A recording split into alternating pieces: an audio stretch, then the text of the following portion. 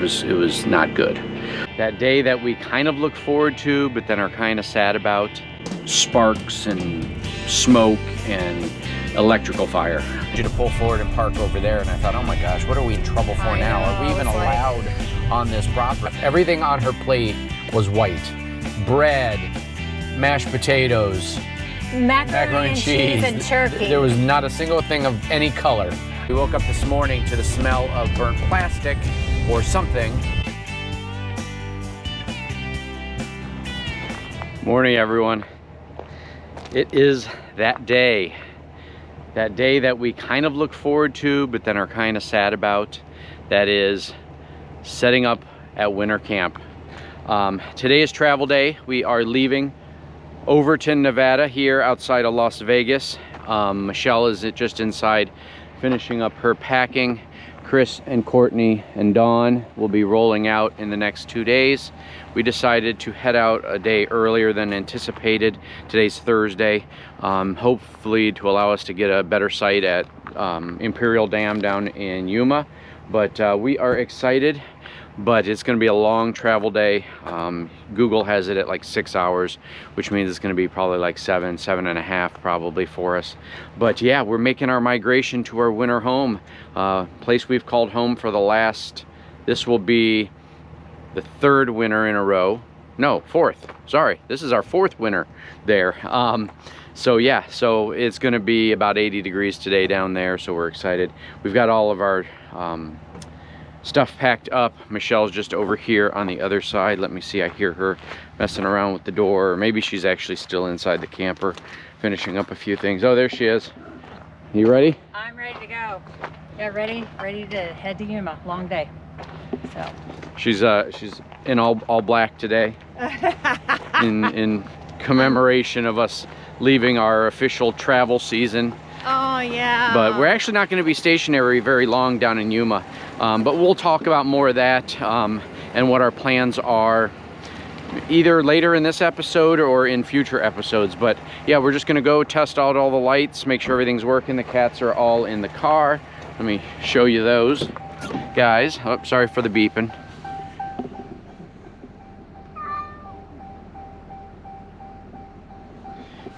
Mushi always gets anxious when we get ready to leave. He thinks we're leaving Michelle behind if I'm the one moving the car around to get it lined up to hitch. But yeah, we will check in with you along the way. It's going to be a long drive day, like I said, and we're looking forward to it, and also looking forward to finding a good spot down there.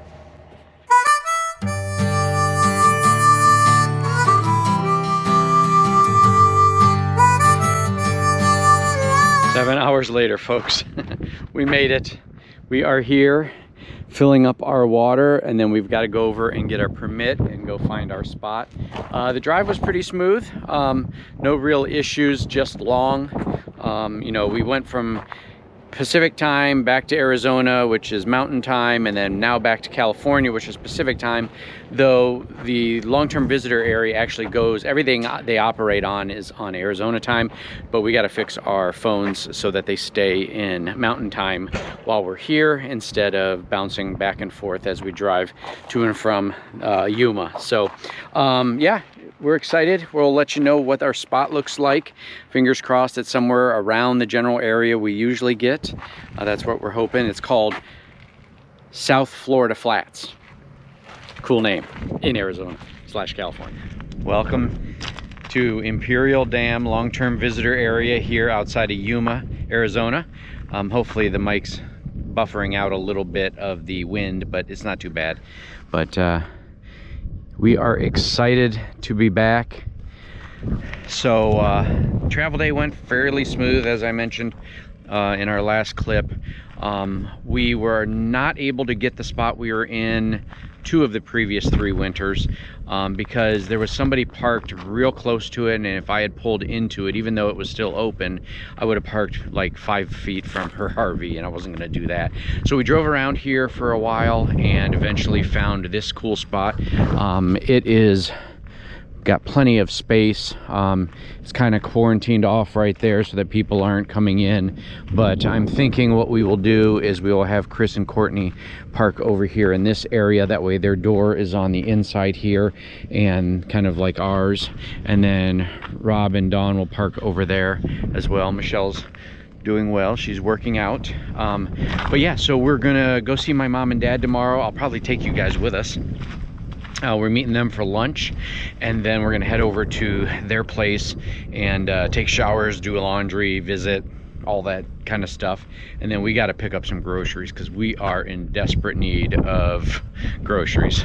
But yeah, so we're all settled here. We're excited. I think this is still the same section called South Florida Flats. We've never been in this spot, but it's a really nice spot. And who knows, other people may be joining us. We've got some people that I believe follow us that might be in the area. I think the guy right across the way, he waved to us. I'm pretty sure he's actually one of our subscribers. We had chatted last year right at the end of the season before we headed out, but had not met in person yet, so that's kind of cool. Hey folks, checking in. It's been kind of a crazy Sunday.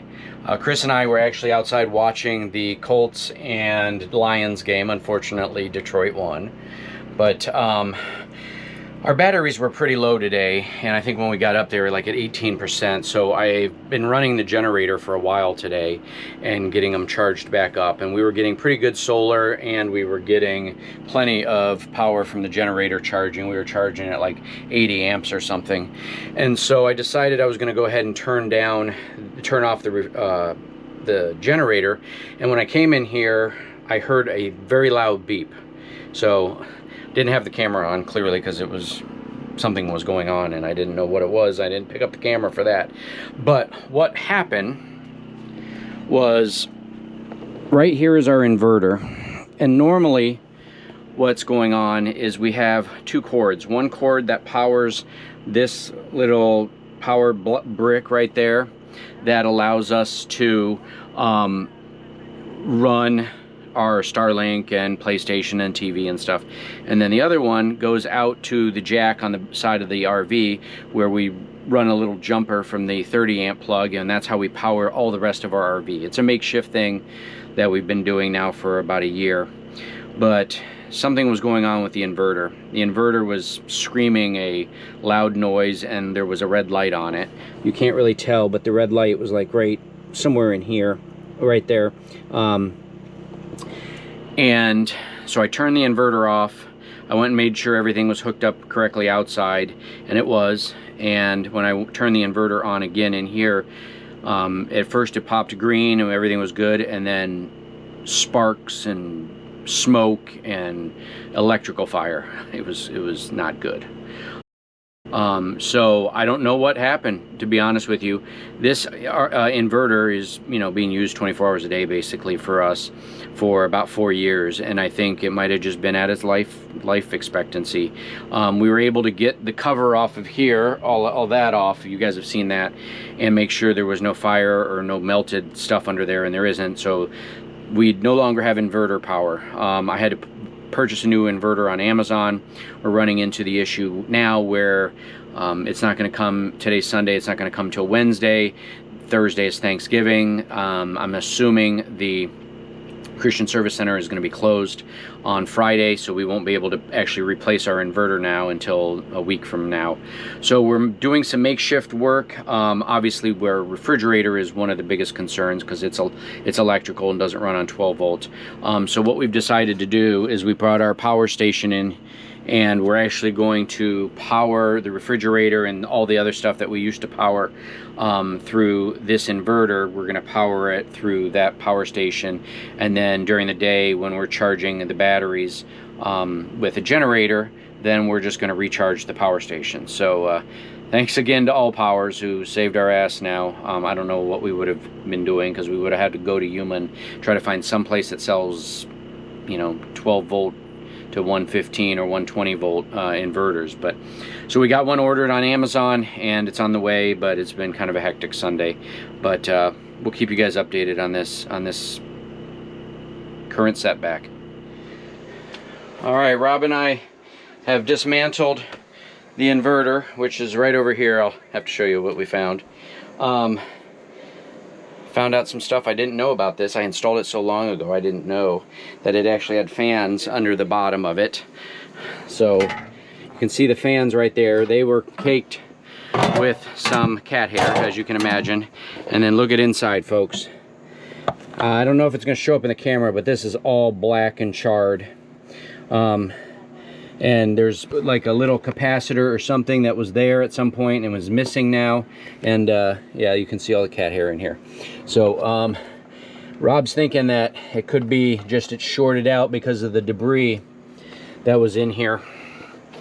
I won't be making that mistake again. I know with the new inverter, the fans are on the back, so hopefully I'll be able to much more regularly check them and ensure that they are clean of cat hair. But it's kind of hard when you have or had 4 cats and now you've got 3, and we get a lot of cat hair. But we've got this thing dismantled. I ordered the new parts, and once they come in, hopefully in about a week, we'll get them installed. And then we're also going to be doing an upgrade to how we've got everything run, which we'll talk about then. See you soon, folks. Howdy, folks. Hi, guys. Michelle's all gussied up and dressed up. So we are actually getting a chance for the first time ever to go and actually go on the Yuma Proving Grounds military base. Our friends Bruce and Patty, shout out to you guys. We met them back in 22, I think, at Raspberry Gulch outside of Buena Vista, Colorado, and have kind of kept in contact through social media and through texting and stuff. They're actually staying on the base in the campground and invited us over for dinner tonight, so we are headed over. I don't know that I'm allowed to film once we go on base, so we may just have to update you on how things went. I might be able to take still photos, but even then, I'm going to check with Bruce. He'll know all the rules. Yeah, happy Thanksgiving to all of the Wonder Squad. We are on our way to Golden Corral for our Thanksgiving meal today with Kyle's parents. We're going to meet them there. So hope you have a good Thanksgiving. So if you guys saw our last clip, we were headed in last night to visit our friends Bruce and Patty over at the Imperial Dam, the Yuma Proving Grounds. That was an experience, to say the least. Oh, heck yeah, we were starting to worry. Yeah, we pulled up to the sentry, Bruce has told me is what they call the guard there, and he took our driver's license, and I guess if you scan the driver's license, and then I don't know if that's the first step or whatever, but they ended up saying, hey, we need you to pull forward and park over there. And I thought, oh my gosh, what are we in trouble for now? Are we even allowed on this property? I don't know what the rules are, for us civilians. But what are they gonna find? Yeah, so probably Michelle, when she tried to kill a bunch of little kids at Halloween, driving 40 miles an hour through her subdivision because she was mad at me. Well, I was mad at him. But anyway, that's for another day. Yes. But they came back in about 10 minutes and gave us a thumbs up, and then we went and Bruce and Patty took us around in their Jeep for a tour. That place is crazy. They say it's a small one, but for us, we've never really been on a base. Like, they have entire subdivision of housing over there, and bowling alley, movie theater, restaurants. Yeah, you have no need to run into town for anything. Yeah. It's all there for you. Propane, an auto shop where you can go work on your own vehicles. It's really, really cool. But we had a fantastic visit with them. It was a lot of fun catching up with them, and it was very clear that they spend a wonderful amount of time watching our videos because they knew everything that's been going on. Yeah, so they were very. We appreciate that, Bruce and Patty. Yeah, shout out to you guys. You guys were able to say, "Oh yeah, I remember that in the video." So thanks so much for watching. Right, County Highway South. One other thing we wanted to update you guys on is our power situation. So probably earlier in this video, you saw that about 4 days now ago, our inverter basically blew up and almost caught the whole place on fire.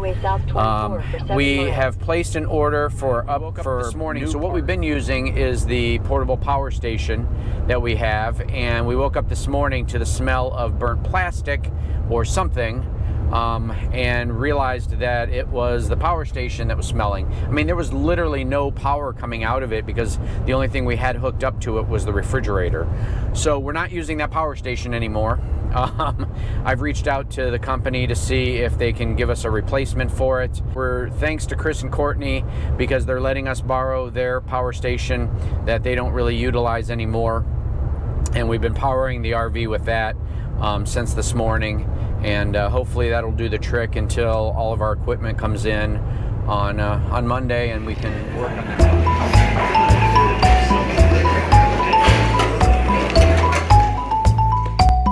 We survived.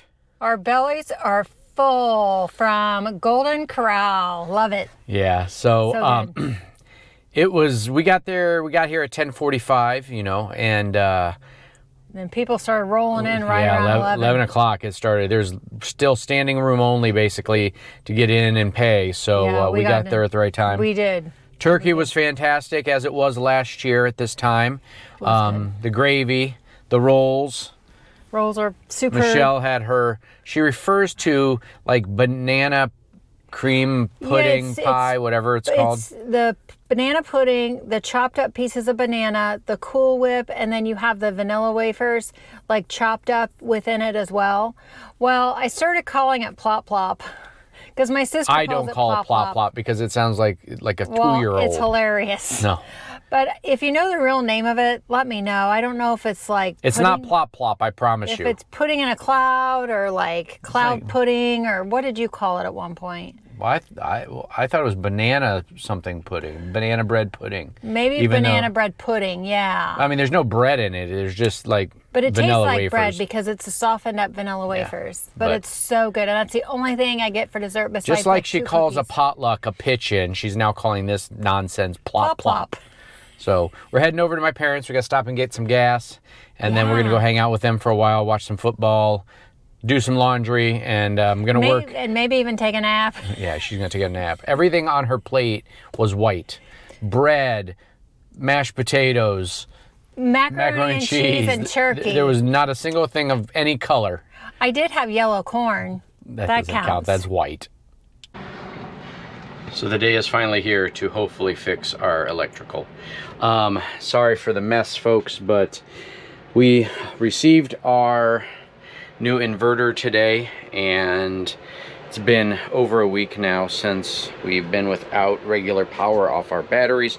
We've been using Chris's Jackery for the last 6 or 7 days, I think, since our power station started smelling really funky. And so we're working to get that replaced, so shout out to All Powers who's going to help us take care of that. But today I've got everything kind of dismantled, as you can see. We're going to have to get access to the back of the fuse panel. I've got access to under the couch. Sorry, I've got that fan running, or the air purifier running, because I had blew a bunch of I used the air leaf blower, sorry, to blow a bunch of air in here and stir up some of the dust, and that's taking it out of the air and getting it out from underneath there.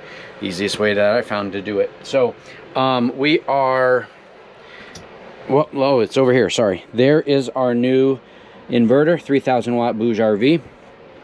While we worked with Bouge RV on the portable refrigerator freezer, we are not officially working with them. We are paying for this just like we have all other stuff that most people do, and in part just because we had to get it taken care of immediately, and I didn't have time to kind of collaborate with them and do a whole video for it. So we also have this big monstrosity here. This is going to help keep the cat hair out. I'll show you how I'm using that here in a little bit, but right now I'm just waiting for Rob to come back, and he is out for a run.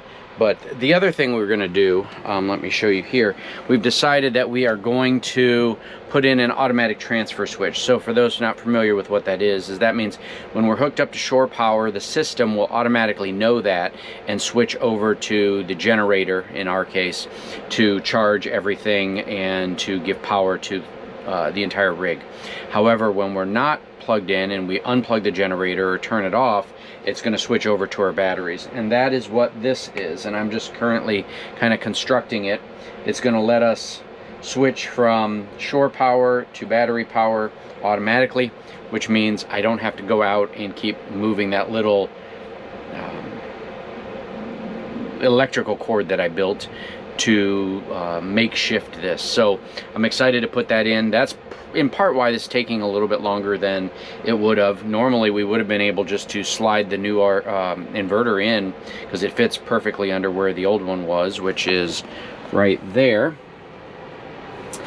and connect the positive and negative and turn it on, and we'd be cooking with gas, as they say. But for now, we're going to do this extra little step and get this thing installed so that it makes our life a lot easier moving forward. All right, checking in with everyone. Rob is here, and we're getting the automatic transfer switch all wired up, and then we will move on to the inverter, and then we will do some testing to make sure we know exactly how everything is working. And we're getting closer, folks, to us actually having some power. Well, onboard power at least. All right, everyone, so I think we have it all set up. We have the new inverter plugged in and secured with AC power, as well as on DC power on the back. Rob has installed the automatic transfer switch right in there. We have also gone and done a test. So basically, if it sees power coming from the shore power, which for us is generator, it will default over to that side. If it sees power, no power from there, it will look for power from the DC side and switch over to there. There's about a half a second to a second delay, so there will be a slight interruption of power. But the things that I'd rather not interrupt with power, which really for the most part is the Starlink, so it doesn't keep booting on and off when we do that, are run directly to the front of the inverter like we had before. So everything's working. Now I just got to clean it up, put some of that green floss stuff to keep the cat hair out of here, and then reassemble this, and I think we're in good shape. Thanks to Rob again. Woohoo!